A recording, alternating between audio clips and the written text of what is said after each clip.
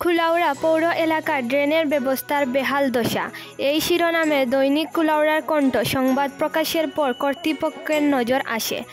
তৎক্ষণিক পৌর কর্তৃপক্ষ ড্রেন পরিষ্কারের উদ্যোগ গ্রহণ করেন। শনিবার থেকে ড্রেন পরিষ্কারের কাজ চলছে। মাগুরাসহ পৌর এলাকার বিভিন্ন ড্রেন পরিষ্কারের কাজ। রাস্তার ওপর পানি নিষ্কাশনের ব্যবস্থাও গ্রহণ করা হতে এতে স্বস্তির নিঃশ্বাস ফিরেছে পৌরবাসীর।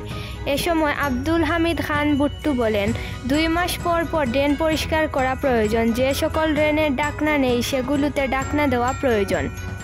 পৌরসভার যে সকল এলাকায় ডাস্টবিন নেই সেই সব এলাকায় দ্রুত ময়লা আবর্জনা ফেলার ডাস্টবিন করা হলে কিছুটা কমবে ভোগান্তি। পৌর বাসিন্দারা আরও সচেতন হওয়া দরকার। ড্রেনে ময়লা আবর্জনা না ফেলে নির্ধারিত ডাস্টবিনে ময়লা আবর্জনা ফেলা প্রয়োজন। সবার সম্মিলিত প্রচেষ্টায় আধুনিক স্মার্ট পৌরনগরী গড়ে উঠবে। রিপোর্ট দৈনিক কুলাউড়ার কণ্ঠ।